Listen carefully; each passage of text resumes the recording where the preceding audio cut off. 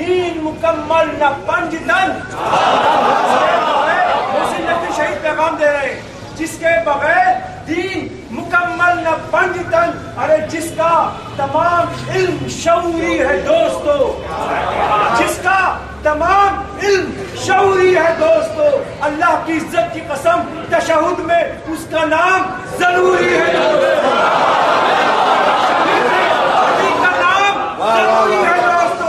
نعرہ حیدری.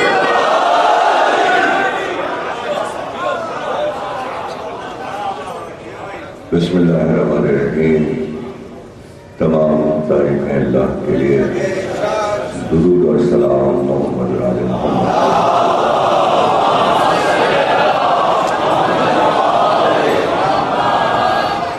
1434 ہجری کے شہسانی کی دربار حسینی میں 60ویں تقریب تنظیم ادارہ کرایا کی جانب سے آپ حضرات سماعت فرما رہے ہیں.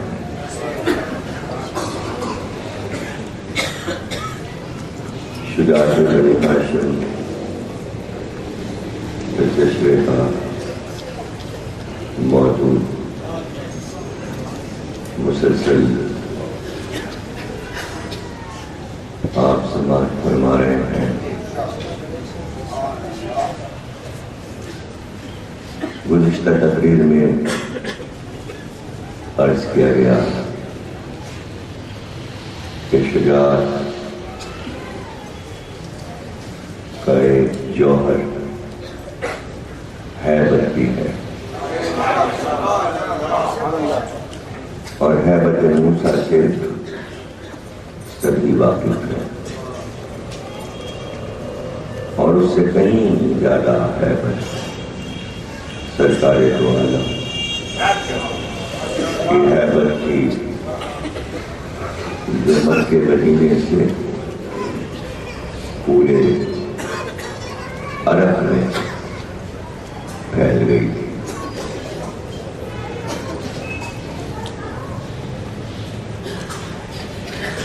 اور اس ہیبت کا مظاہرہ جنگ بدر میں نہیں ہوا, احد میں نہیں ہوا, خیبر و خندق میں نہیں ہوا, بلکہ اس کا مظاہرہ مباہلے میں ہوا. اگر کوئی ہیبت نہ سمجھ پائے تو مباہلے سے سمجھ کہ جہاں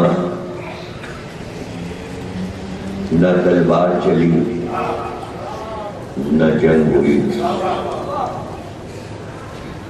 اور نہ ہی کوئی گفتگو ہوئی. یہ عجیب مظاہرہ ہے کہ وہ بھی چپ بیٹھے ہیں اور یہ بھی چپ بیٹھے ہیں.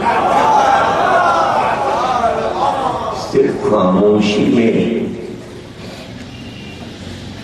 مقابل کیسے بول پڑا تو ان کا پہلا جملہ تو یہ کہ وہ چہرے دیکھ رہے ہیں. بس اس جملے سے ظاہر ہو گیا کہ یہ ہیبت, یہ ان کی ہیبت تھی. تو انہوں نے صرف یہ نہیں کہا کہ ایک چہرہ مسلمانوں کے نبی کا دیکھ رہے ہیں, وہ چہرے دیکھ رہے ہیں. تو پھر مجھے کہنے دیجیے کہ رسول اللہ مباہلے میں اپنی ہیبتوں کو لے کے آئے. تو تاثر یہ تھا کہ جب انہوں نے سب کو دیکھا تو ان پہ ہیبت طاری ہو گئی اور وہ ڈر گئے. اس بات سے نہیں ڈر گئے کہ ہم قتل کر دیے جائیں گے، اس بات سے نہیں ڈر گئے کہ یہ ہم پر حملہ کر دیں گے، اس بات سے نہیں ڈر گئے کہ یہ ہمیں قید کر لیں گے، وہ اس بات سے ڈر گئے کہ ہم پہ لعنت نہ آ جائے۔ تو اب پتہ چلا کہ لعنت اللہ کی طرف سے تھی، اللہ نے اعلان کیا کہ اس پر اللہ کی لعنت قرار پائے گی جو جھوٹا ہوگا۔ تو پتہ چلا کہ سچ کی ہیبت جھوٹے پر ہوتی ہے، اور ایک ہیبت اللہ کی بھیجی ہوئی لعنت میں بھی ہے۔ ہیبت تھی کہ لعنت ہم پہ نہ آ جائے، تو اس میں بھی لعنت۔ تو اس طرح مودت اور محبت میں بھی ہیبت ہے، اور برات اختیار کرنے میں بھی ہیبت ہے۔ دونوں چیزوں میں ہیبت ہے، اور اس کی مثالیں دیتے جائیں گے ہم تو موضوع تبدیل ہو جائے گا اشرے کا، ورنہ ہم بتاتے ہیں کہ کہاں کہاں بیزاری اور نفرت کا اظہار اللہ کے دشمنوں سے کیا جائے تو دشمن پہ ہیبت طاری ہو جاتی ہے، ہیبت طاری ہو جاتی ہے۔ اور چونکہ ابھی میں اشرے اولا میں بتا چکا ہوں، دہرانا نہیں، کہ مولا علی سورہ برات پڑھ رہے تھے تو اکیلے تھے، اور وہ اکثریت میں مجمع تھا مکے میں، تو وہ کیا چیز تھی جو روکے ہوئے تھی کہ وہ علی پر حملہ آور نہیں ہو رہے؟ وہ علی کی ہیبت تھی، اور مکے میں وہ کسی اکثریت سے نہیں متاثر تھے، اور نہ کوئی ہتھیار دکھایا گیا تھا ان کو۔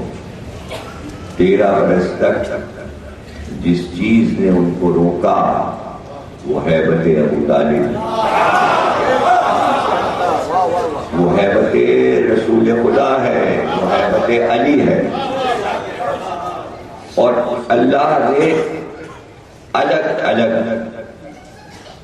چاہا کہ دیکھ لے سب،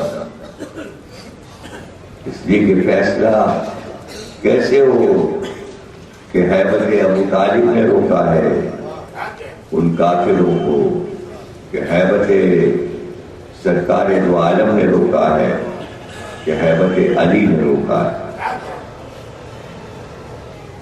تو مظاہرہ ہو جائے۔ ظاہر ہے کہ ابو طالب یہ ہیبت ان پہ طاری تھی، اس لیے وہ سرکار کو کوئی نقصان نہیں پہنچا سکے۔ جب نہ رہے سرکار دو عالم، اور جب شب ہجرت آئی تو ہجرت کی صبح کو پتہ چلا کہ اب ابو طالب کے بعد ہیبت علی ہے،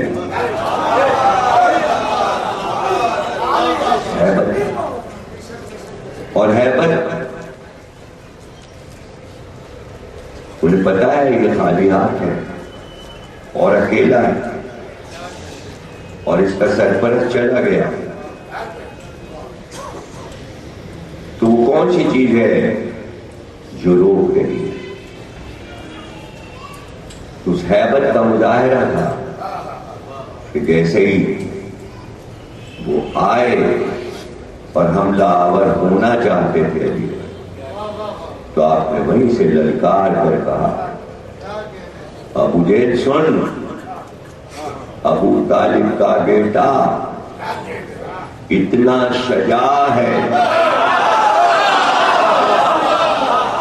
کہ اگر اس کی شجاعت دنیا کے تمام بزدلوں پر تقسیم کر دی جائے تو ہر بزدل شجاع بن جائے۔ تو اب ہیبت تو طاری ہونا ہے، اور ہیبت طاری ہو گئی. اور اسی چیز کو مولا علی نے نہج البلاغہ میں بیان کیا کہ ان پر ہیبت طاری ہو گئی کہ ابھی میں پورا جوان نہیں ہوا تھا کہ میں نے قبیلہ ربیعہ اور قبیلہ مدر کے بڑے بڑے سرماؤں کے پہلوانوں کے کلیجے چاک کر دیے. بدر سے بات شروع ہو لیکن علی کی ہیبت ان پر پہلے سے طاری تھی. شجاعت سے خوف زدہ ہونا، علی کی تلوار سے خوف زدہ ہونا، یہ ایک الگ موضوع ہے. لیکن علی کی ہیبت سے ان کا مر جانا یہ الگ موضوع ہے. دونوں کو ملائیں نا اور پتہ اس وقت چلے گا جب خود علی بتا دیں.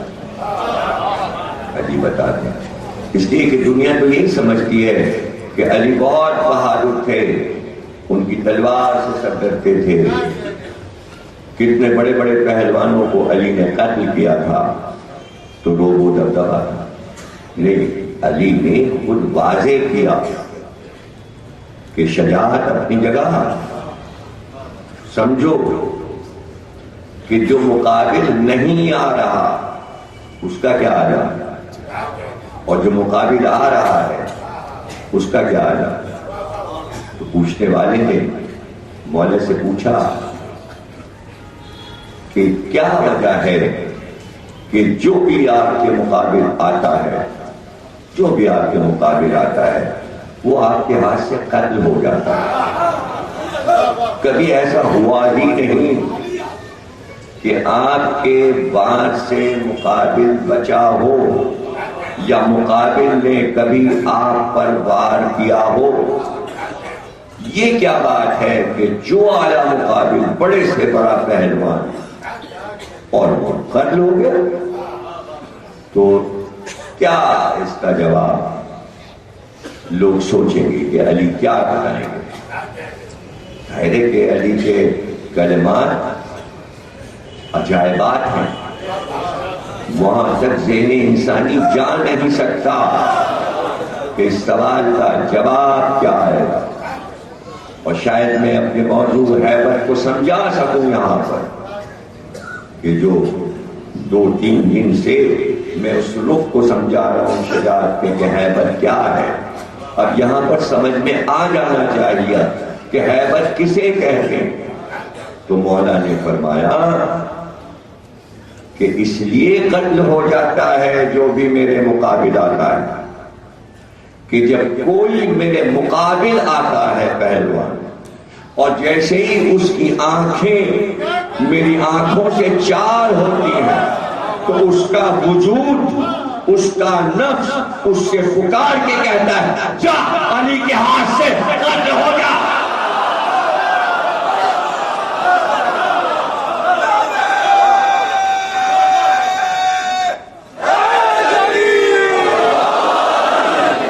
کتنا سمجھ میں آئے گا دنیا والوں کے لیے. کلمات معصوم ہیں، اس کا وجود اندر سے پکارتا ہے جاؤ علی کے ہاتھ سے قتل ہو جاؤ. وہ آتا ہے اور قتل ہو جاتا ہے. تو یہ کیا چیز ہے کہ اس کا وجود علی کو دیکھ کر، علی سے نظر ملا کر اپنے آپ کو خود پیش کر دیتا یا علی مجھے مار ڈالو. اسی کو ہیبت کہتے ہیں.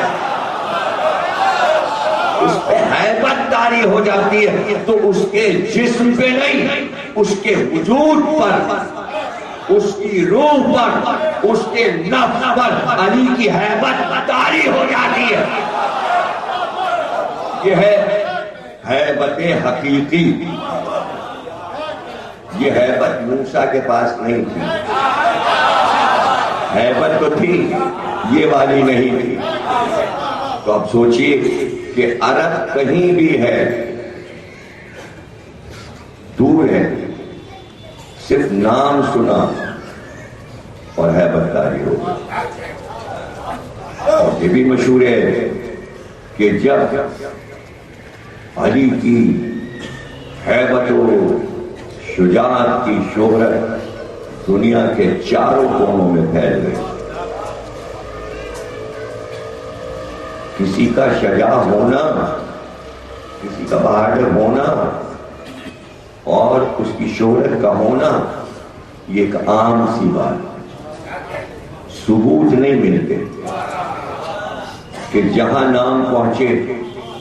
لیکن ابن ابی الحدید معتزلی جو معتزلہ فرقے کا بڑا عالم ہے، اس نے لکھا کہ علی سے پہلے اگر کوئی مشہور رہا ہوگا تو رہا ہوگا، علی کے بعد پھر کسی کا نام عرب میں نہیں لیا. تو کسی شجاع کا نام نہیں آیا. اور غیروں میں عربوں میں نہیں، غیروں میں، روم میں، آس پاس کے ملکوں میں، ایران میں، یمن میں، ہر ملک میں یہ عالم ہو گیا کہ بڑے بڑے بادشاہ اپنی تلواروں پر علی کا نام لکھواتے تھے اور تلوار پہ علی کی تصویر بنواتے تھے. تو گواہی ہے یہ، تو جانتے ہیں کہ اس تلوار میں جان آ جائے گا، نام علی. اور اس سے زیادہ حیرت انگیز بات وہ لکھتا ہے کہ تمام دنیا کے ملکوں میں جہاں جہاں دیر تھے، چرچ تھے، ان کے یہاں عیسیٰ اور پیغمبروں کی تصویریں لگتی تھیں. بڑی بڑی تصویریں آویزہ ہوتی تھیں. بتایا جب سے علی کی ہیبت اور شجاعت کی شہرت ہوئی، ہر عیسائی کے چرچ میں تمام انبیاء سے اوپر علی کی تصویر لگائی گئی. یعنی علی کی عظمت جو تھی اس میں یہ شرط نہیں ہے کہ یہ اسلام کا رہبر ہے. یعنی علی کی حیثیت بین الاقوامی ہو گئی تھی صفات کی وجہ سے. تو وہ تو پرانی باتیں لکھ رہا ہے، وہ پرانی باتیں لکھ رہا ہے. آج کے دور کی بات کیجیے، آج کے دور کی بات کیجیے. جاپان میں کسی بھی عبادت خانے میں چلے جائیں، کسی عبادت خانے میں، اور ان کی اہمیت سانپ اور اژدہے وغیرہ کی، لیکن سب سے بلند جگہ جو ہوگی ان کے یہاں عبادت خانے کی، اس پہ پردہ پڑا ہوا. اور اگر آپ پوچھیے اس پردے کے پیچھے کیا ہے تو وہ آپ کو بتا نہیں سکیں گے کہ کیا ہے. صرف صفت بتا دیں گے کہ یہاں ایک نام لکھا ہے. اور پردہ ہٹے گا تو آپ کو صاف نظر آئے گا کہ تحریر تو جاپانی ہے لیکن عربی میں پڑھا جائے گا ہائے ڈاٹ.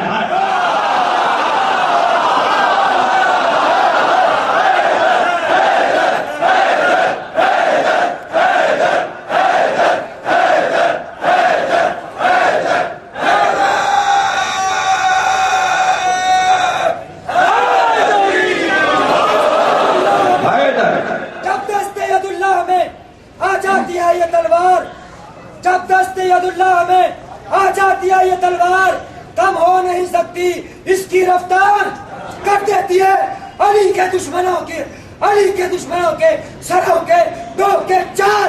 حیدر کی تلوار نام ہے اس کا ذوالفقار نعرہ حیدری. اور پوچھیں کہ بھئی اس پہ کپڑا پردہ کیوں ہے تو کہتے ہیں کہ پردہ اس لیے ڈالا جاتا ہے کہ اگر پردہ ہٹ جائے اور اس کا عکس کسی اژدہے پہ پڑ جائے تو وہ پگھل کے پانی ہو جاتا ہے. ابھی تک میں بتانا تھا شخصیت کی ہے بات. ارے 1400 سال کے بعد نام کی پرچھائی میں ہے.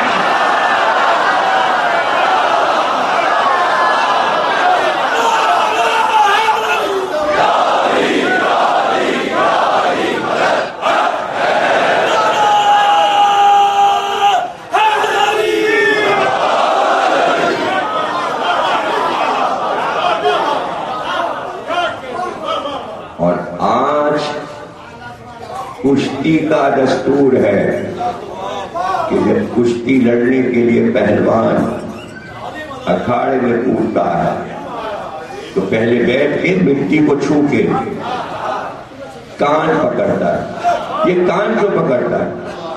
اس لیے کہ وہ اس پر کہتا ہے علی. جیسے ہی علی کہتا ہے کان پکڑتا ہے کہ ایسی شجاعت و ہیبت نہیں ہے.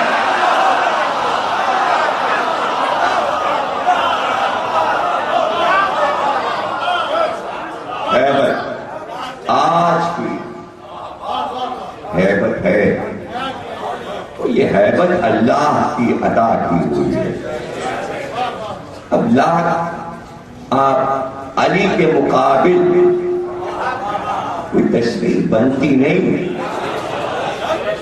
تو جب آج 1400 سال کے بعد کوئی عکس نہ بن پائے تو اس دور میں کیسے بنا ہوگا؟ اور صرف اگر میں یہ پڑھنا شروع کروں کہ ہیبت علی کہاں کہاں پھیل گئی اور کیسے پھیل گئی تو پھر موضوع تبدیل ہو جائے گا. لیکن مجھے منزلوں سے آگے جانا ہے اور سمجھانا ہے کہ موضوع شجاعت علی نہیں ہے میرا. اس لیے کہ جو موضوع ہے شجاعت بنی ہاشم اس کا سرتاج موضوع شجاعت علی ہے. اس کا سرتاج موضوع ہے لیکن موضوع وسیع ہے. اس کے مجھے چاروں طرف دیکھنا ہے. تو نام علی رکھا گیا پوتے کا. پوتے کا نام علی رکھا گیا. ایک پوتے کا نہیں. حسین نے کہا اگر 100 بیٹے بھی میرے ہوں تو ہر بیٹے کا نام علی رکھوں گا. تو سوچ رہے ہیں حسین کہ جب نام رکھوں گا تو صفات بھی ملیں گی. صفات بھی ملیں گی, ہیبت بھی ملے گی, شجاعت بھی ملے گی. تو ہتھکڑیوں بیڑیوں میں ہی تو دیکھا ہے نا. زنجیروں میں جکڑے ہوئے شیر کی ہیبت وہ تھی. یہ ہیبت تھی کہ پورا دربار پکارنے لگا اس کو منبر پہ جانے دو, اس سے تو سننا ہے. تو جہاں یزید بیٹھا تھا اس کی ہیبت پانی ہو گئی اور قیدی کی ہیبت منبر پہ آ گئی. اور پھر جب خطبہ دیا تو ہیبت طاری ہو گئی. سمجھ رہے میں کون ہوں؟ ہاں میں ہوں کعبے کا بیٹا, میں ہوں. ہاں مینا کا بیٹا میں ہوں, میزاب کا بیٹا میں ہوں, رکن کا بیٹا میں ہوں, مقام کا بیٹا میں ہوں, صفا کا بیٹا میں ہوں, ابراہیم کا فرزند میں ہوں, اسماعیل کا لبت جگر میں ہوں, محمد مصطفیٰ کا نور نظر میں ہوں, علی کا لبت جگر میں ہوں, حسین کا بیٹا میں ہوں. دیکھیے ہیبت طاری ہوئی. ایک تقریر نے ہیبت طاری کر دی. اب ہیبت ختم نہیں ہوگی اس لیے کہ شہرت ہو گئی. جہاں علی میں ہیبت و شجاعت آ جائے پھر وہ آگے بڑھتی ہے. وہ چاہے پہلا علی ہو یا چوتھا علی ہو. اور یہ بھی جملہ لے لو, چاہے وہ بزرگ علی ہو یا وہ جوان علی ہو یا وہ بچہ علی ہو, ہیبت.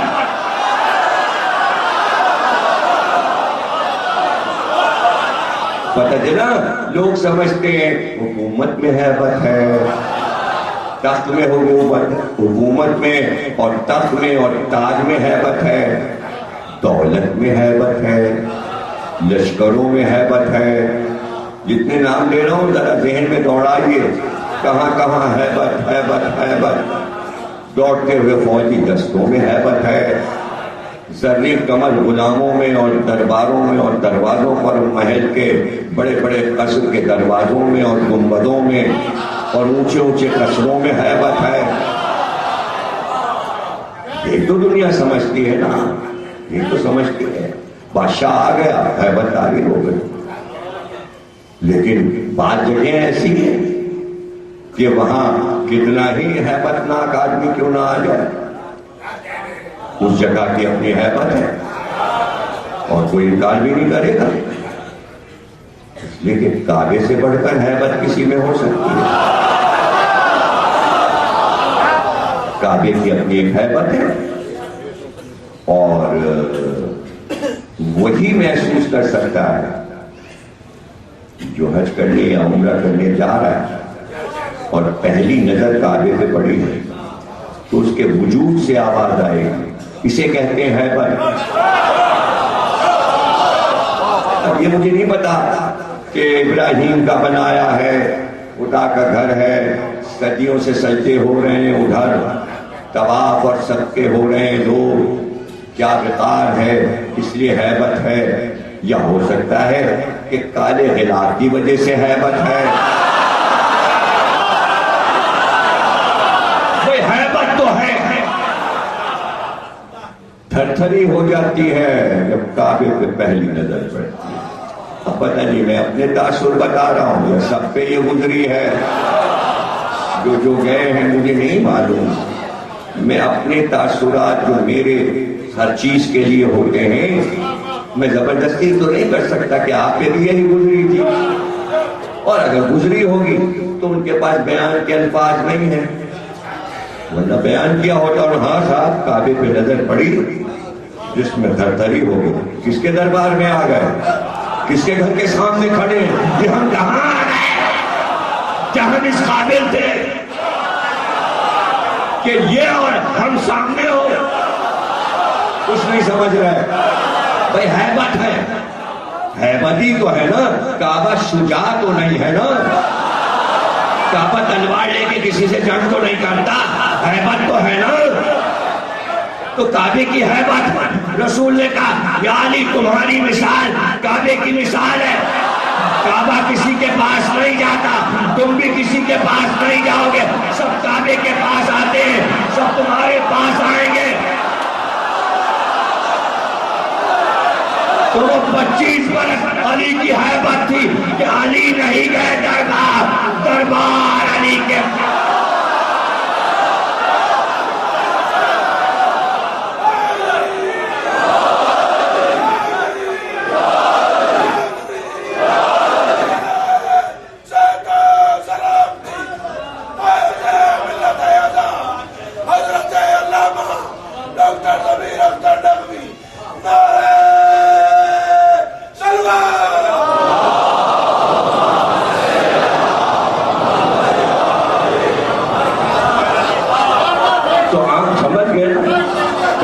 بڑھ کر کسی کی ہیبت نہیں ہو سکتی. بڑے بڑے بادشاہ آئے ہیں وہاں تو ان کی ہیبت کیا رہی ہوگی، یہاں آ کے باقی رہ گئے. تو حشام بھی آیا، مالک سلطنت ہے، اور بلندی پہ رکا تاکہ وہاں سے حاجیوں کو دیکھے اور کعبے کو دیکھے. اور اب کہا میں حجر اسود تک جانا چاہتا ہوں بوسہ دینے کے لیے. سب چلے درباری سرکاری لوگ ساتھ. مجمع مست ہے، دربار میں حاضر ہے. وہاں کون دیکھ رہا ہے کس کو، وہاں کوئی کسی کو جگہ نہیں دیتا. آئیے تشریف لائیے، جس نے کیا ہوگا بھائی اس کو پتا ہوگا. اور کالے حبشی تو جگہ ہی نہیں دیتے.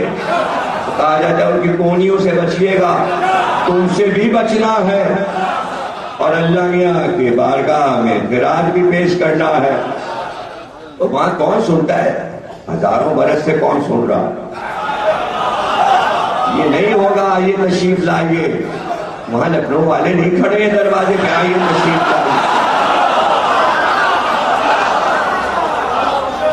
ہمارے مولانا حیدر مہدی صاحب لکھنؤ سے تشریف لائے ہیں، پڑھ رہے ہیں شعر، اور پنجاب میں پڑھ رہے ہیں، اور تمام ابھی ملتان سے پڑھ کے اشرا آ رہے ہیں، سال آتے ہیں، یہ زیادہ لطف لیں گے۔ لکھنؤ میں تو قاعدہ ہے کہ جہاں آپ جائیے مجلس میں گیٹ پہ استقبال، آئیے تشریف لائیے۔ باعث جیسی نیاز ہے، تو کافی دور سڑک سے جہاں سے آپ نے صنعتیں لگائی ہیں وہاں کھڑے ہو جاتے ہیں کہ نیاز میں جو آئے وہیں سے باعث سے جگہ تو بڑا والا سر یہاں سے ہم لوگ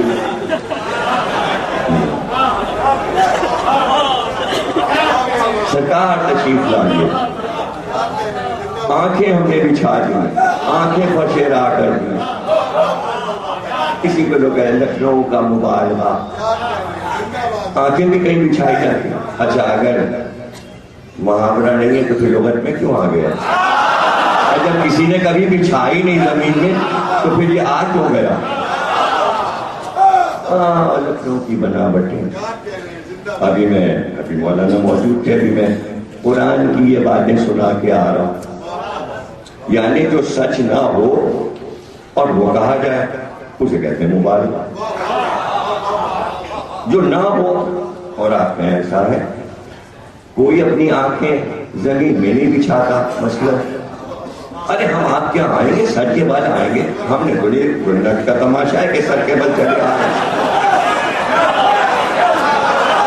سارے زیادہ مبالغے، کیا بناوٹی باتیں ہیں، یعنی جو نہ ہو وہ کہا جا رہا ہے، ایسا ہو ہی نہیں سکتا اور کہا جا رہا ہے۔ قرآن نے یہی بتایا، میں مثالیں دیے دیتا ہوں۔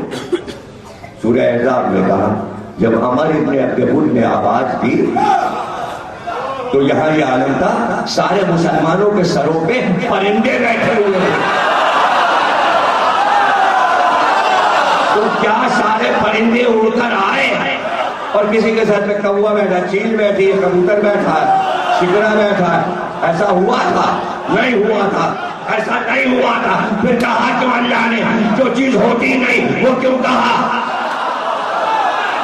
ہے کسی میں ہمت جو کہ قرآن میں مبالغہ ہے تو کفر کا فتویٰ لگے گا۔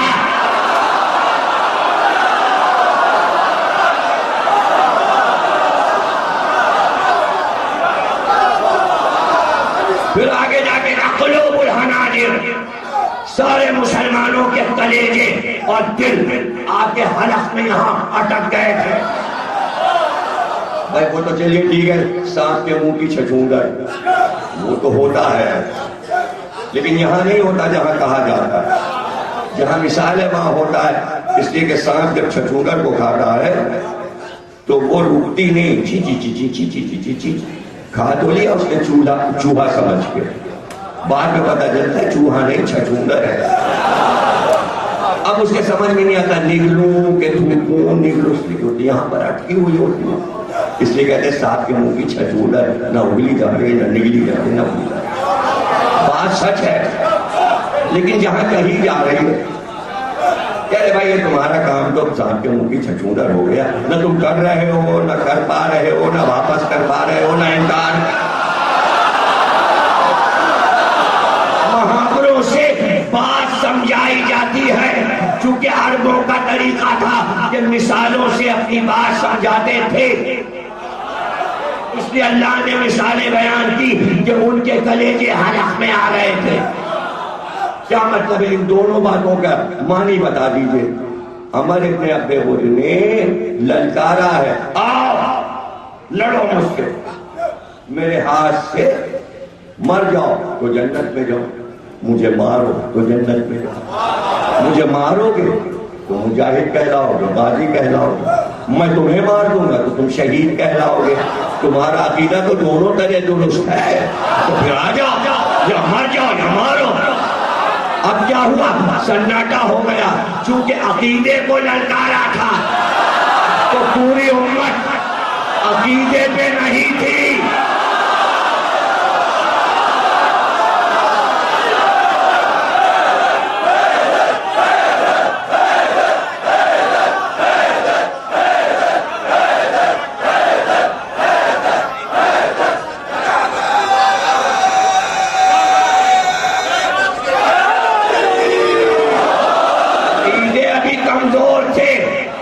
مضبوط تھے. سب نمازی، سب روزہ دار، سب حاجی اعمال میں مضبوط تھے، عقیدے کمزور تھے. جن کا عقیدہ کمزور ہوتا ہے اللہ ان کا بھی مذاق اڑاتا ہے. ایسے بیٹھے تھے جیسے سروں پہ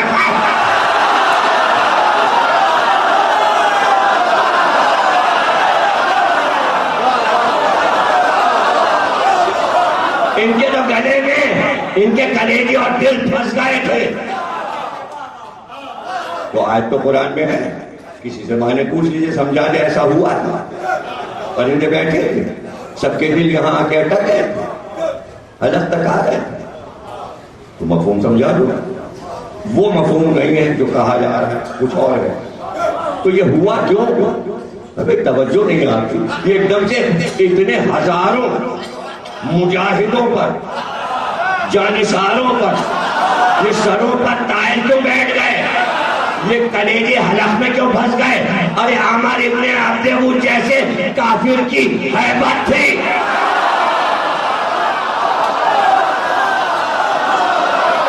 اب ہیبت سمجھ میں آئی.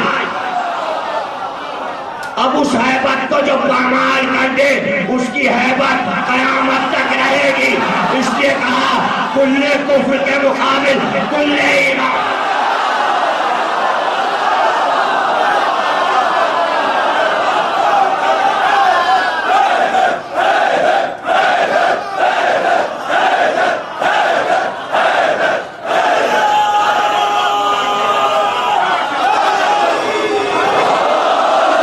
بڑی مشکل ہے، تقریر کرنی نہیں دیں گے. سب تیار بیٹھے جاوید ادھر بھائی زیدی صاحب کرنے نہیں دیں گے. اب آپ کرا سکیں تو کرا لیجیے. ہیبت تو سمجھ میں آ گئی نا. تو شاہی اور حکومت ہر دور میں یہ سمجھتی ہے ہماری ہیبت کس پر؟ عوام پر. لیکن کعبے میں جب پہنچے تو نہ کوئی بادشاہ نہ عوام. تیری سرکار میں جو پہنچے تو سبھی ہے نا. سرکار میں تو یہ نہیں ہوگا نا یہ حاکم ہے اور یہ محکوم، یہ رعایا ہے اور وہ بادشاہ. تو کون جگہ دیتا ہے شام سے؟ کون جگہ دیتا کہ آئیے تشریف لائیے اور بوسہ دیجیے؟ واپس آ گئے. پھر اسی بلندی پہ اداس ہو گیا. اس کام کی حکومت کہ رعایا مڑ کے نہیں دیکھ رہے، راستہ تو دے دے، ہم حاکم ہیں. اور چند لمحوں میں باب ابراہیم سے ایک خوبصورت جوان، پیشانی چمکتی ہوئی، کالا امامہ، سیاہ آبا. اب جو وہ چلا جیسے جیسے چلتا جاتا تھا مجمع دو حصوں میں کائے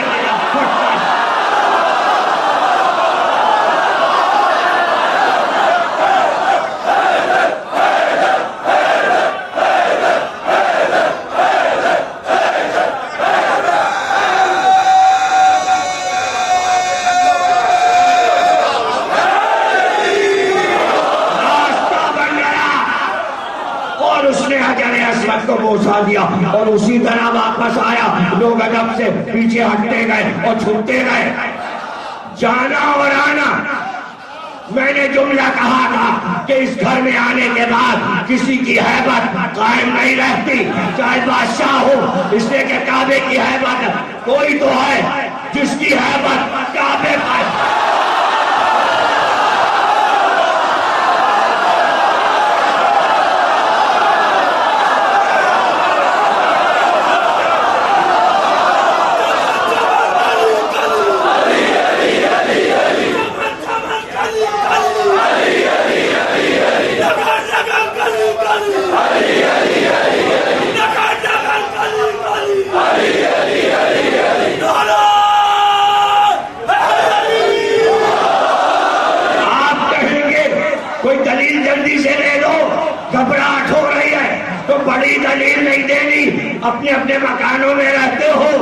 تمہارے مکان کی ہیبت ہے یا مکین کی ہیبت ہے؟ ارے مکین کی وجہ سے مکان کی ہیبت ہوتی ہے، جب مکین آ گیا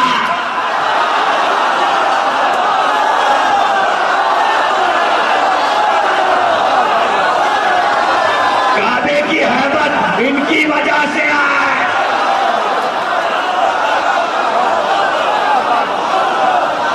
ان کی وجہ سے اب سمجھے کیا ہے ہیبت؟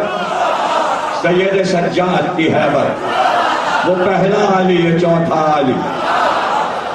اس نے حکم دیا مدینے کو تاراج کرو اور جلا دو۔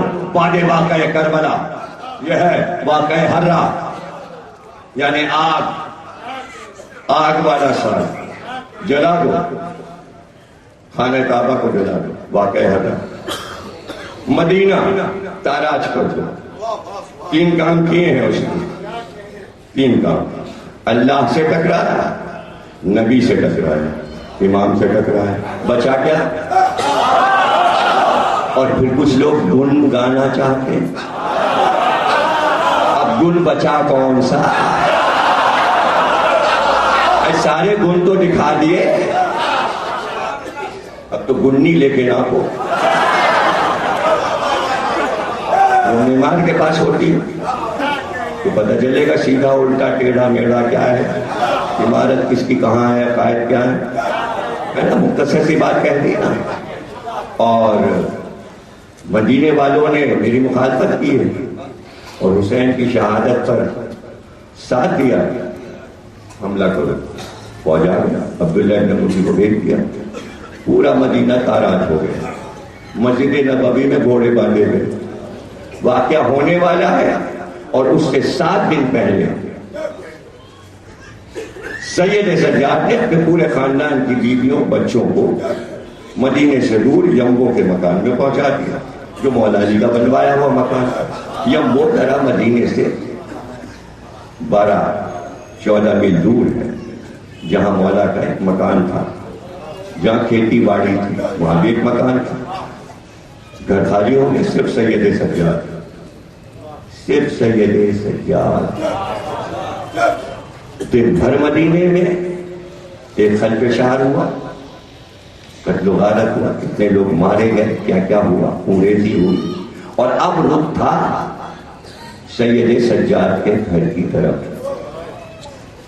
تو کیا ہوا کہ تمام دشمنان علی، جس میں مروان، اس کا خاندان، سارے بنی امیہ، سب آباد تھے مدینے میں۔ جیسے ہی مدینے پہ حملہ ہوا، سب بھاگ کر سید سجاد کے پاس آئے، کہ آپ کے علاوہ اس وقت کوئی ہمیں بچانے والا نہیں۔ اللہ کے دشمن، رسول کے دشمن، علی کے دشمن، حسن کے دشمن، کربلا میں حسین کے دشمن، اور وہ کیا کہہ رہے ہیں؟ ہماری مدد کیجیے، ہماری مدد کیجیے۔ آپ نے کہا رکو، سب میرے پیچھے آ جاؤ۔ اور یہ کہہ کے آپ گھر میں تشریف لے گئے۔ اب فوج چل چکی ہے، فوج کو پتا ہے کہ سب بھاگ کر سید سجاد کے پاس گئے۔ گویا وہ جرم بیان کرنے آ رہے کہ آپ نے انہیں پناہ کیوں دی، امام پناہ میں لے چکے۔ یہ تو نہیں پوچھا نا کہ تم دشمن ہو، پناہ مانگی ہے، پناہ مانگی ہے، تو پناہ دی کیوں؟ پناہ دی دشمن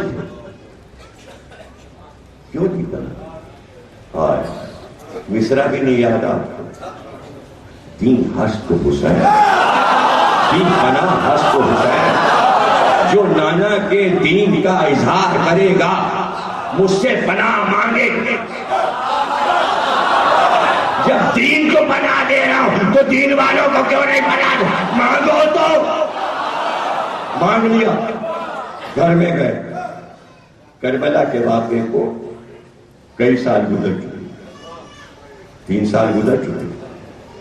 اب 3 سال سے کسی نے ایک ایسی چیز ہے جسے نہیں دیکھا، اور دوستوں نے تو کبھی نہیں دیکھا تھا۔ اور ایک بار گئے اور جا کر حسین کا لباس پہنا، فوجی شان کا لباس، جو امانت ہے سید سجاد کے پاس، جو ذوالجناح پہ رکھ دیا گیا تھا، جو ذوالجناح پہنچا چکا مدینے میں آ کر، وہ خود، وہ زیرہ، وہ دستانے، وہ کمر کا پٹکا اور وہ فوجی لباس پر، اور پھر ذوالفقار کمر میں لگا اور کہتے جب باہر آئے تو لشکر الٹ گیا صرف سید سجاد کو دیکھ کر۔ تو حاکم نے پوچھا بھاگ کیوں آئے؟ کہ ہم نے یہ دیکھا کہ رسول خدا آ گئے، کبھی نظر آ رہا تھا علی آ رہے، ہے بات، ہے بات، ہے بات۔ اور کچھ لوگوں نے کہا کہ ہم نے ایک فوج دیکھی سید سجاد کے پیچھے حبشیوں کی، جو برہنہ تلواریں لیے ہوئے اس طرح آنکھیں نکالے تھے کہ لگتا تھا ہم سب کو مار دیں گے۔ وہ پیچھے ایک لشکر چلا آ رہا تھا ان کے، حیبت۔ اور عمر ابو النصر نے اپنی کتاب زین العابدین میں، جو عیسائی عالم ہے بعد میں مسلمان ہوا، اس نے زین العابدین پہ کتاب دی، اس نے لکھا کہ جب حملہ ہوا مدینے پر تو ایسا لگتا تھا کہ پرندے اڑ اڑ کر خوفناک درندوں سے گھبرا کر ایک طرف بھاگ رہے ہیں، اور جدھر وہ بھاگ رہے تھے وہ سید سجاد کا گھر تھا۔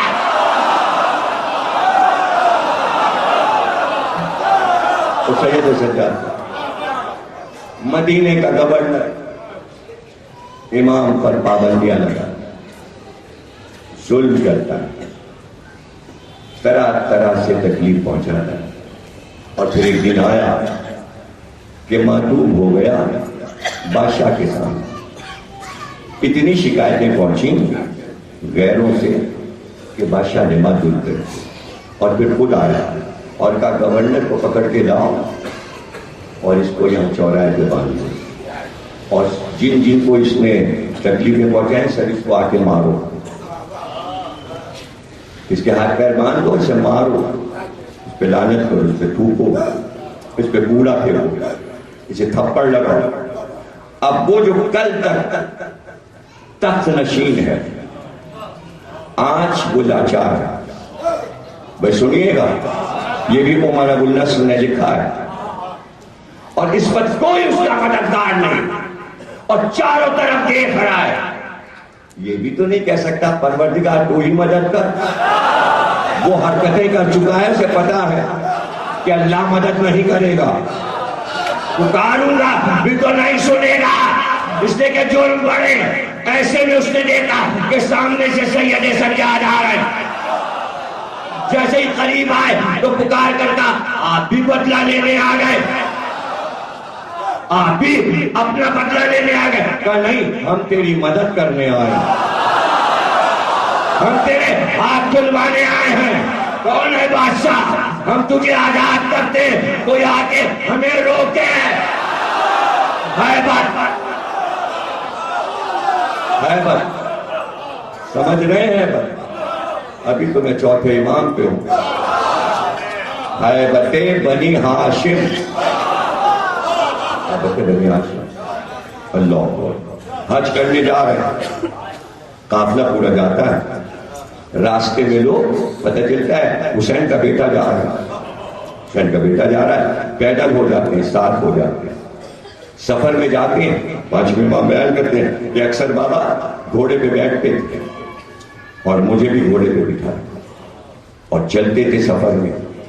کہتے ہیں واجب امام بیان کرتے ہیں کہ بابا کے ساتھ میں جا رہا وادی کربلا، کافی عرصے کے بعد ایک مقام پر بابا رکے، بیٹا بیان کر رہا ہے، ہم نے کیسے ہے بس سمجھا دوں۔ بیٹا کہتا ہے بابا رکے اور ایک درخت کے نیچے بیٹھ گئے کہ سامنے سے صحرا کی طرف سے ایک گھوڑے سوار آیا جس کا چہرہ سیاہ نقاب سے چھپا ہوا تھا، اور آتے ہی وہ گلے ملا بابا سے اور پھر بیٹھ گئے اور باتیں ہونے لگی، میں بھی بیٹھ گیا۔ پھر وہ اٹھے, گھوڑے پہ سوار ہوئے اور چلے گئے. میں نے پوچھا بابا یہ کون تھے؟ کہا تمہارے دادا حسین تھے. کچھ ہے بس سمجھ میں آئے. کہ یہ اکثر آتے ہیں میری خیریت پوچھنے. اب قرآن کی آیت سے پوچھو, شہید مر جائے اسے مردہ نہ سمجھو, اگر حسین نہ ہو تو آج کا ترجمہ کیسے ہوگا؟ پھر آیت کے کیا معنی؟ حسینی نے تو بتایا کہ شہید زندہ کیسے آ رہے ہیں, مل رہے ہیں, بیٹے سے ملاقات اور پوتا بیان کر رہا ہے.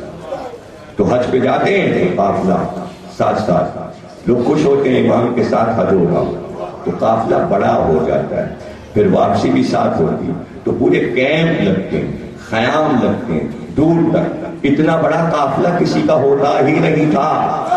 سن 61 ہجری کے بعد میں ہیبت بتا رہا ہوں, جب گھر لٹ چکا, قیدی بن چکا, گھر ختم ہو گیا, کچھ نہ رہا, شجاع مارے گئے, تنہا ایک آدمی ہے اور پورے عرب پر تنہا کی ہیبت طاری ہے.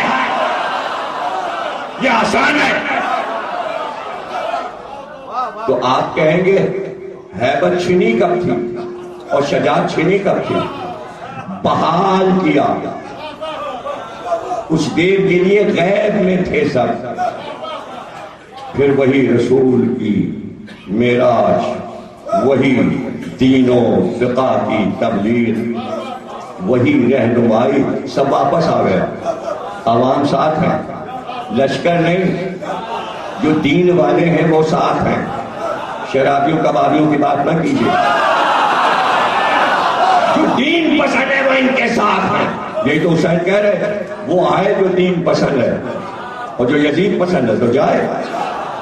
تو آج تک آپ بھی پکارے جو دین پسند ہے آئے. اتنی کھلی دعوت ہے, جو دین پسند ہے تو آئے. تو یہ زین العابدین بھی کہہ رہے ہیں. اور ایسے میں خیام لگ گئے. یہ حج سے واپسی, سامنے سے تھکا ہوا سپاہی, زخمی, بھوکا پیاسا, تھکا ماندہ, پیدل رگڑتا ہوا ہے. خیمے دیکھ کر, کئی دن سے پانی نہیں پیا, کئی دن سے کھانا, ہیبت بتا رہا, کھانا نہیں کھایا. سوچا حاجیوں کے خیام لگے, پانی ملے گا, کھانا ملے گا. آیا, لوگوں سے پوچھا کس کے خیمے ہیں؟ کہ حسین کے بیٹے زین العابدین کے خیام. فوراً واپس چلا. بس واپس ہوا تھا کہ خیمے کا پردہ ہے. آواز ہے شیخ واپس کیوں جا رہا ہے؟ آ جا, آ پانی پی لے, کھانا کھا لے. واپس آ گیا.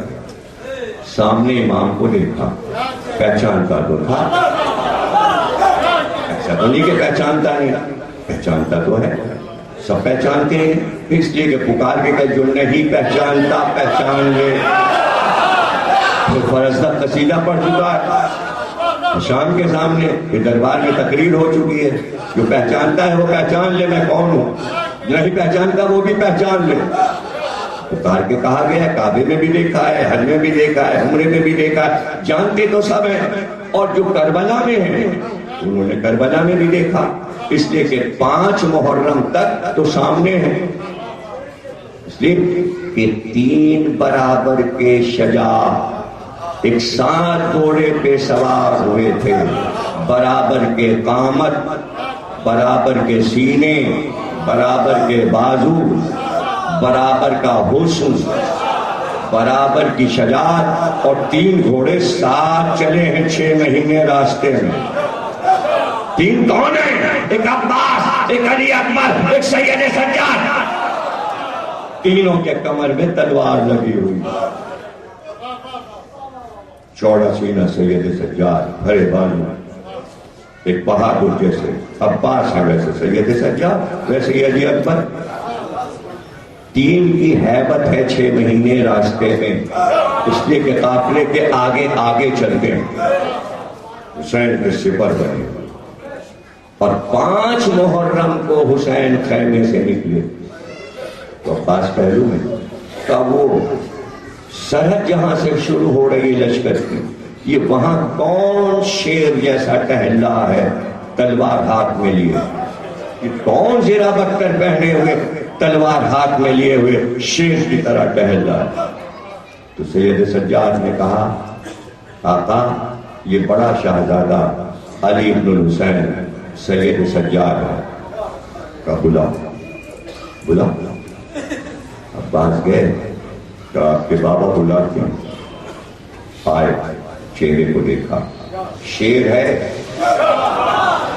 شیر ہے شیر، کبھی مرثیے غور سے سنا سوستان میں جب چلتا ہے سوستان قید خانے میں طلع تو ہے کہ ہند آتی ہے، اس میں انیس نے مصرع دیا ہے کہ ہند نے یہ دیکھا کہ لوہے کی زنجیروں میں ایک شیر جکڑا ہوا، یہ ہوتی ہے احتیاط۔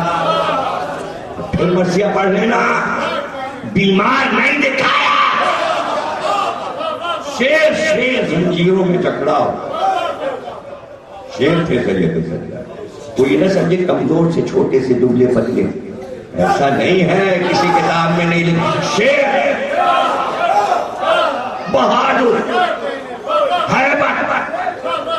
شجاع، چہرہ دیکھا کہ میرے ساتھ آؤ، خیمے میں لے گئے۔ پھر کہتے ہیں کہ اس کے بعد 5 محرم کے بعد ہم نے خیمے سے سید سجاد کو نکلتے ہیں، زیرہ بھی اتر گئی، دستانے بھی لوہے کے اتر گئے، فوج بھی اتر گیا، کمر کی تلوار بھی اب حمایل نہ رہی۔ یہ ہوا کیا؟ اس لیے کہ مختصر سی گفتگو حسین نے کی، پاس بٹھا کے کہ سید سجاد مجھے معلوم ہے تم علی کے پوتے ہو، تم میرے لگتے نکلو، تم میں وہی شجاعت ہے جو عباس و علی اکبر میں ہے، تمہاری خواہش ہے کہ تم اس میدان جنگ میں لڑو، لیکن میں تمہیں ایک بات بتانا چاہتا ہوں بیٹا، تم جہاد کے خواہش مند ہو، لیکن میں تمہیں بتاتا ہوں جہاد 2 طرح کا ہوتا ہے، ایک جہاد اکبر ہے، ایک جہاد اصغر ہے۔ کہا بابا جہاد اصغر کیا ہے اور جہاد اکبر کیا ہے؟ کہ بیٹا جہاد اصغر ہے میدان میں جانا، تلوار چلانا، دشمنوں کو قتل کرنا اور پھر شہید ہو جانا، یہ ہے جہاد اصغر، یہ ہے چھوٹا جہاد۔ کہا بابا پھر بڑا جہاد کیا ہے؟ کہ بڑا جہاد یہ ہے ہاتھ بندھے ہوں، ہتھکڑیاں ہوں، گلے میں توق ہو، ماں بہنیں بے پردہ ساتھ ہو۔ کہ بابا یہ آپ کیوں بتا رہے ہیں کہ یہ چھوٹا جہاد سب کریں گے، جہاد اکبر تم کو کرنا ہے؟ کہتے یہ سن کر صدمہ ایسا ہوا کہ غشی طاری ہو گئی کہ یہ جہاد مشکل منزل تھی، ابھی مسائل نہیں پڑھ رہا، مشکل منزل تھی کہ جہاں حسین جیسا صابر، توجہ نہیں ہے آپ کی، جب رسول نے کہا حسین یہ ہوگا، حسین کہتے چلے منظور منظور منظور، اور جیسے یہ بات بتائی گئی محضر سنایا گیا، حسین چپ ہو گئے، چپ ہو گئے۔ تو نبی نے کہا حسین کیا منظور نہیں ہے؟ بہنوں کے سر سے چادر چھینے منظور نہیں؟ تو یہ نہیں کہا ہاں نہیں کہا، کہنا نے یہ بتا دی کہ یہ واقعہ کب ہوگا، میری زندگی میں ہوگا یا میرے بعد؟ کہ نہیں، تمہارے بعد، تمہاری شہادت کے بعد۔ تو کہا منظور، یعنی حسین نے یہ نہیں چاہا میری زندگی میں یہ ہو، حسین جیسا صابر نہیں چاہتا تھا کہ بہنیں میرے سامنے کھلے سر آئیں۔ تو اب سوچو سید سجاد کتنے صابر ہیں۔ اس لیے سید سجاد کو کہتے ہیں ایوب کربلا، اس لیے کہ ایوب کا امتحان ناموس سے لیا گیا۔ نبی کا امتحان، سارے امتحانوں میں اولاد مر گئی، جوان بیٹے مر گئے، ساری کھیت باغ کی ہریالی ختم ہو گئی، لٹ گیا گھر، سب پہ صبر کیا، لیکن جب یہ منزل آئی، اللہ تو سمجھے ایوب کربلا، لیکن اس سے بھی افضل صبر ایوب کی گواہی قرآن، انجیل میں پورا ایک صحیفہ ایوب ہے، اسے پڑھتے جائیے تو آنسو طاری ہو جاتے ہیں کہ ایوب پہ کیا مصیبتیں پڑی، پڑھ کے دیکھیے کبھی تو پتہ چلے گا اس نبی کے اوپر کیا گزری ہے۔ روح کانپ جاتی ہے جب میں پڑھتا ہوں صحیفہ ایوب، میں آپ کے سامنے بیان نہیں کر سکتا، ہمت نہیں ہے کہ کیا کیا مصیبتیں پڑی ایوب پر، اور سب جھیل گئے۔ اس سے زیادہ کیا کہ لکھا گیا کہ پورے جسم میں کیڑے پڑ گئے، اور جب ذرا سے کروٹ لیتے تھے 2-4 کیڑے گر جاتے تو ان کیڑوں کو اٹھا کے پھر زخم میں رکھتے تھے۔ کیا عظمت ہے، اور کیا عظمت۔ تو کیڑوں سے کہتے تھے کیوں میرے ثواب کو کم کر رہے ہو، میرے زخم سے گر کر میرے ثواب کو کیوں کم کر رہے ہو، اب اس سے بڑا کیا صبر ہوگا۔ ایک منزل، اسی لیے میں کہہ رہا ہوں میں سنا نہیں سکتا، ایک جملہ سنایا تو آپ کے دل پہ کوئی اثر ہوا نا۔ اور پھر گھر میں کھانے کو نہیں تھا۔ بیوی کون ہے ایوب کی؟ یوسف کی بیٹی۔ یوسف جیسا حسن کائنات میں کسی کا۔ رحیمہ بیوی یوسف کی بیٹی، یعقوب کی پوتی، اسحاق کی پروتی، ابراہیم کی سگن پوتی۔ انبیاء شجرے میں پاکیزگی طہارت کا کوئی انتہا ہے؟ سان کشتوں میں نبی چلے آ رہے ہیں، اور ایسی بیوی پردے دار بیوی، اور گئی گوشت کی دکان پر، گوشت والے نے کہا روز قرض لے جاتی ہو گوشت کا، پیسے تو نہیں، لیکن اگر تو گوشت نہیں دے گا میرا شوہر بھوکا رہے گا۔ میں اپنے شوہر کو بھوکا دیکھ نہیں سکتی۔ کہا تو اتنی بات کو قرض دے چکی ہو گوشت، لیکن اگر گوشت چاہتی ہو تو میں نے سنا ہے کہ تم یوسف کی بیٹی ہو، تم یوسف کی بیٹی ہو، ایک ذرا سے بالوں کی لٹ کاٹ کر میرے پاس ضمانت رکھ دو۔ بھائی واپس آ گئے۔ ایوب نے کہا کہاں گئی تھی؟ تو گوشت لینے گئی تھی۔ تو پھر خالی ہاتھ آ گئی۔ تو آج گوشت والوں نے یہ سوال کر دیا کہ اس شرط پہ گوشت دیں گے کہ اپنے بالوں کی لٹ کاٹ کر ضمانت رکھ دو۔ بس ایک بار کروٹ لی کا پروردگار امتحان دے چکا، صبر ختم ہو چکا، اب ناموس کی بات آ گئی۔ ایوب یہ چاہتا ہے میری بیوی کے پردے کی بات آ گئی ہے، پروردگار اب اس صبر کو ختم کر، اب ایوب میں تاب نہیں۔ تو سن رہا ہو، زوجہ کے پردے کی بات ہوئی نہیں، بے پردہ نہیں ہوئی۔ اب سمجھے سید سجاد، سمجھے؟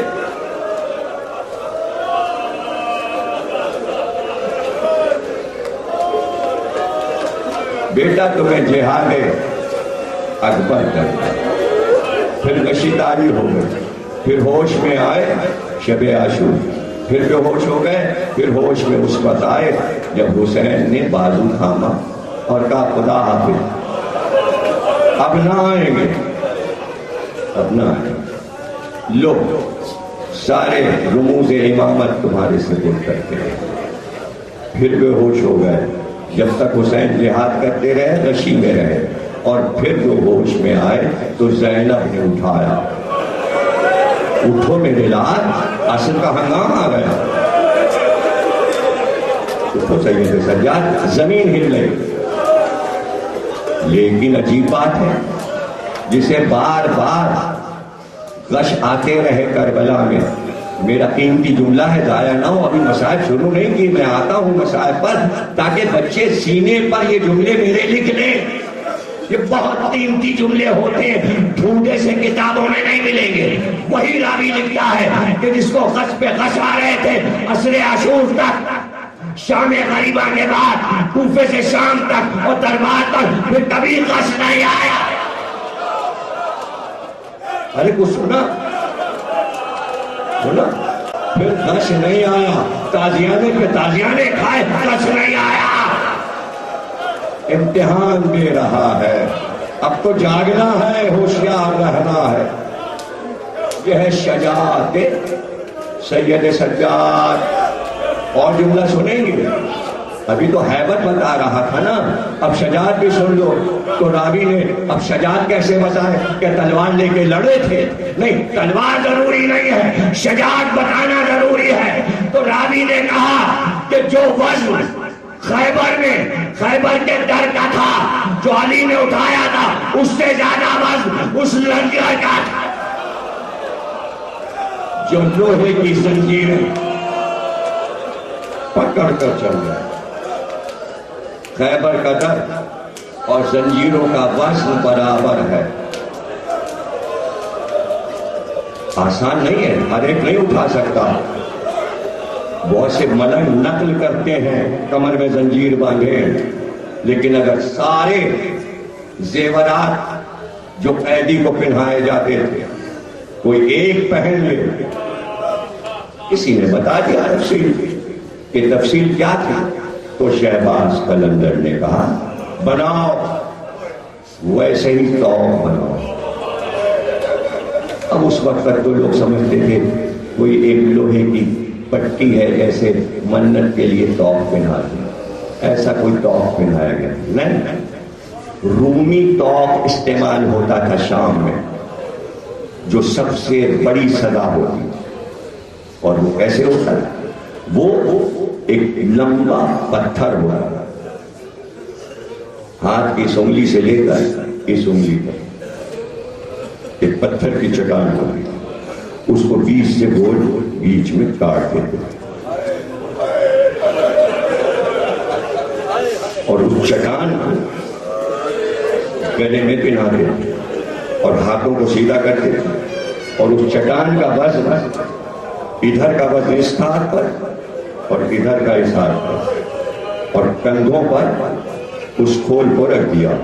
اب وہ پتھر کا کٹاؤ ہنسلی کی ہڈی سے ٹکراتا ہے.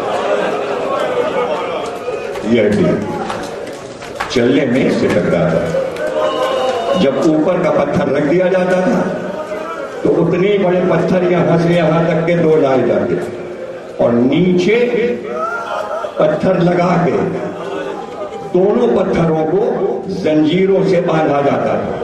لوہے کی زنجیروں سے دونوں طرف باندھ دیا جاتا تھا اور زنجیریں لٹکی ہوتی تھی اور اس کا وزن کمر میں باندھتے تھے اور یہاں ہتھکڑیاں لگا کر زنجیر کھینچ کے پھر گلے پہ اور سینے پہ لاتے تھے اور ان زنجیروں کو کراس کرتے تھے اور پھر وہی زنجیریں ان سے لا کر گھٹنوں میں باندھتے تھے، پھر وہاں سے لے جا کے پیروں میں باندھتے تھے اور پھر یہاں بیڑیاں لگاتے تھے بھاری موٹی لوہے. اور جب اس کو پہن کر قیدی چلتا تو ظاہر ہے کہ وزن اتنا ہوتا تھا کہ جب وہ چلنے لگتا تھا تو کبھی ادھر جھکتا، پھر وہ سنبھالتا، پھر ادھر جھکتا، اور اس طرح غیث کے عالم میں وہ راستہ چلتا جاتا اور لوگ تماشا دیکھتے جاتے. شہباز قلندر نے کہا ایسا پتھر بنایا جائے، ایسی زنجیریں بنائی جائیں، اور پھر عاشور وہ شہباز نے پہنا ماتم کے جلوس میں، اور وہ پہن کے چلا. تو اس کے پاس تبرک آ رہا تھا سید سجاد کے گلے کا وہ پتھر اس نے اس پر رکھوایا. وہ پتھر بعد میں ٹوٹ کے 4 ٹکڑے ہو گیا. آدھا ٹکڑا مزار میں قبر پہ لٹکا موجود ہے، آدھا ٹکڑا تلیج بیگ کے گھر میں ہے جس کی زیارت میں نے اپنی آنکھ سے کی. سید سجاد کی اس توق کی جو تلیج بیگ کے گھرانے میں ٹنڈو آغا میں ہے، ان کی کوٹھی پر ان کے عزا خانے میں. ایسے بھی حیدرآباد میں شہید یار جنگ کے گھر پر میں وہ لباس دیکھ کر آ رہا ہوں جو سید سجاد پہنے ہوئے تھے.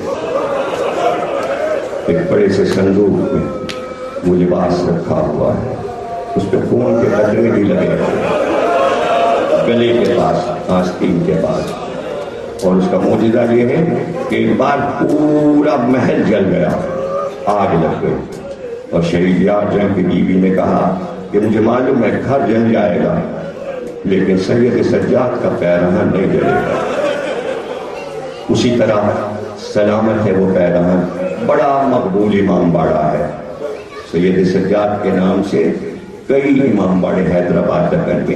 ایک وہ بھی امام باڑہ ہے دارالشفا, جو جہاں توق رکھا ہے ایک ٹکڑا سید سجاد کا, اس خزانہ میں بہت بڑا امام باڑہ ہے. بڑے تبرکات ہیں. جناب قاسم نے جو کوٹ پہنا تھا اس کے اوپر جو تیر سا آگے ناک تک آتا ہے کوٹ کا حصہ, وہ ٹکڑا وہاں حیدرآباد میں رکھا ہے. بڑے تبرکات ہیں, بڑے تبرکات ہیں. اور پھر وہ علم جو حیدرآباد میں عاشور کو نکلتا ہے جس میں کروڑوں اربوں روپے کے ہیرے لگے. دنیا کے سب سے قیمتی ہیرے اس علم میں ہیں, جس کا پہرا commissioner police I G D I G حلقے میں دیتے ہیں, اس لیے کہ اس میں ہیرے لٹکے ہوئے پنجے میں. اور وہ اتنا قیمتی علم ہے کہ وہ علم بنایا گیا ہے اس لکڑی کے تختے سے جس لکڑی کے تختے پہ جناب سیدہ کو غسل دیا گیا تھا. کہاں بیٹھے ہیں ہم؟ لوگ سمجھتے ہیں عزاداری بس کراچی میں ہے, انہیں مار لو, پیٹ لو, انہیں پریشان کر لو. ارے دیکھو کتنے سکون سے انڈیا میں ہندو آ رہا ہے.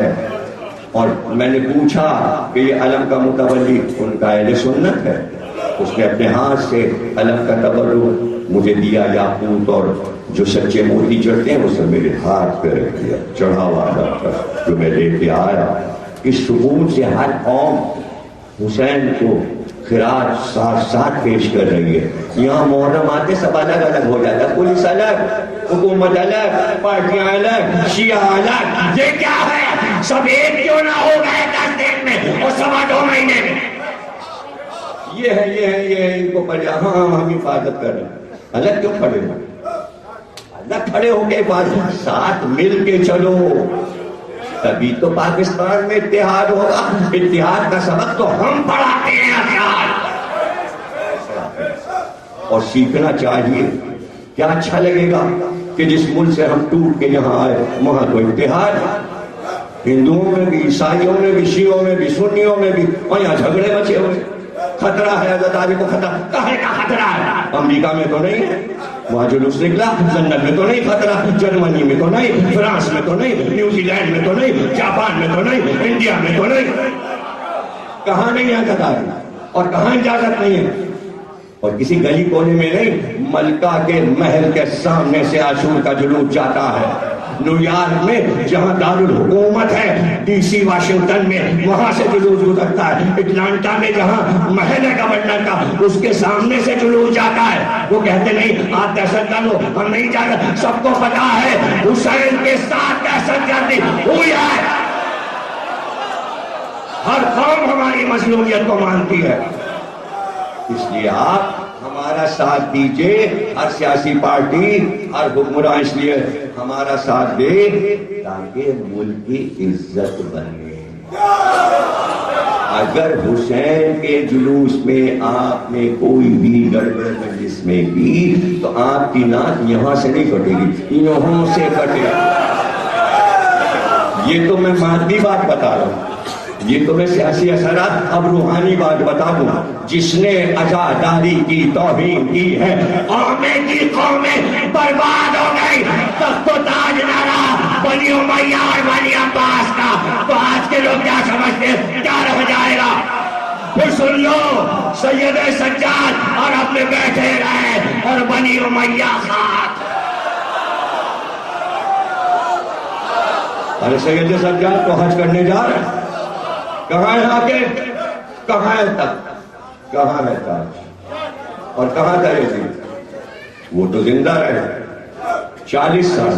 وہ 3 سال کسی سے سوچ لو کس کا بیٹا تخت نصیب نہ ہوا اور کس کا بیٹا جو اسلام پہ راج کرتا رہا. اور راج بھی ایسا کہ جو سکھا کے جائے. ارے دنیا کا دستور ہے کسی کے باپ کو مار دیا جائے اور دشمن آ جائے باپ کا مارنے والا تو خون اتارا ہے ہاتھ میں. ہر دنیا میں کوئی ایسا ارے انبیاء بھی نہیں ایسا کر سکے. اور وہ کہہ رہے ہیں دسترخوان لگا دو. اب تقریر ختم ہوئی. دسترخوان لگاؤ اس کے لیے کھانا لاؤ گرم کھانا لاؤ ٹھنڈا پانی لاؤ دسترخوان بچھاؤ انواع اقسام کی غذائیں بھنا ہوا گوشت سب رکھ دیا گیا ٹھنڈا پانی آیا کھڑے ہوئے کئی دن کا پیاسا کئی دن کا بھوکا کھا رہا اور دل میں سوچ رہا چلو اچھا ہوا انہوں نے ہمیں پہچانا نہیں ہم نے انہیں پہچان لیا انہوں نے اگر پہچان لیتے تو ٹھنڈا پانی پلا دیا اگر یہ ہمیں پہچان لیتے تو یہ ہمیں کھانا کھلا دے تو پھر ختم ہو رہی یہ ہمیں ٹھنڈا پانی. اب دل میں سوچ رہا اور کھاتا جا رہا. اب جو کئی دن کے بعد پیٹ بھرا تو نیند آنے لگی. وہیں ڈھیر ہو گیا اور زمین پہ لیٹ کے سو گیا. امام خیمے میں چلے کافی دیر کے بعد آنکھ کھلی پھر سوچنے لگا کھانا بھی مل گیا پانی بھی مل گیا. اب چپکے سے نکل چلے ہم ایسا نہ ہو کوئی آدمی ان کو بتا دے میں کون ہوں پھر یہ انتقام لے لیں. یہ سوچ کے چپکے چپکے اٹھا اور چلنے لگا. کچھ دور بڑھا تھا آواز ہے شہر بہت جلدی ہے جانے واپس تو پیدل جائے گا صحرا میں کہاں پھرے گا گھوڑا تو لے لے. تیرے لیے گھوڑا تیار کرا ہے اپنے گھر جا منزل پہ پہنچ یہ گھوڑا ہے تیار اور کچھ راستے کے لیے کھانا لے لے. ہم نے سفر کے لیے انتظام کر دیا ہے کھانا اور پانی تیرے ساتھ جائے گا. پھر سوچنے لگا پہچانا نہیں ورنہ سواری کا گھوڑا دیتے سفر کے لیے کھانا دیتے تقریر ختم ہو گئی آخری جملہ سفر کے لیے پانی دیتے پہچانا نہیں. اب مجبور ہو گئے واپس ہوا اور آ کے زمین پہ بیٹھ گیا اور ایک بار سر سے پیر تک دیکھ کر کہا آپ نے ہمیں پہچانا نہیں. جرم خود بولے جرم خود بولے مجرم خود اقرار کرے یہ ہے آل محمد. کچھ نہیں سمجھے آپ تقریر کر اسے کہتے حیبت. یہ ہے معصوم کی حیبت. یہ محکمے ہیں جو جرم کا اقرار کرواتے ہیں حیبت سے قبولتے ہیں کہ ہاں ہم نے ایسا کیا ہاں ہم نے ایسا کیا لیکن سزا دے کر کہلوایا جاتا ہے. آل محمد سزا نہیں دیتے مجرم خود اقرار کرتا ہے کہ مجھے پہچانو میں مجرم ہوں. تو یہ ان کی حیبت ہے. آخری جملہ تقریر کا کہا آپ نے ہمیں پہچانا نہیں. آپ نے فرمایا ہم تجھے اچھی طرح پہچانتے ہم تجھے جانتے ہم تجھے پہچانتے ہیں. کہنے لگا آپ مجھے جانتے ہیں آپ مجھے جانتے ہیں. پھر آپ نے ٹھنڈا پانی کیوں پلایا پھر آپ نے مجھے کھانا کیوں کھلایا. ذات کا فرق ہے. پہلے ہم تمہارے مہمان ہوئے تھے تم نے پانی نہیں پلایا تم نے کھانا نہیں دیا. آج تم ہمارے مہمان ہو ہم نے تمہیں پانی دیا چونکہ مہمان ہو نا تو ہم نے کھانا دیا. پھر گھبرایا کہ کیا بات ہے آپ مجھے پہچانتے کہاں تجھے پہچانتا ہوں کہ میں کون ہوں کہ میرے بھائی علی اکبر کا نام. ابھی میں نے آخری جملہ نہیں کہا آخری جملہ سن پاؤ گے. صابر امام نے کہا میں پہچانتا ہوں تو میرے جوان بھائی علی اکبر کا قاتل ہے. ارے تو ہی تھا جس نے میرے بھائی کے سینے میں سنان ابن انس نیزہ گاڑ کر پھر نکالا اور نوکے سینہ پر میرے بھائی کا دل رکھ کر حسین کو دکھایا، حسین یہ تیرے بیٹے کا جگر ہے۔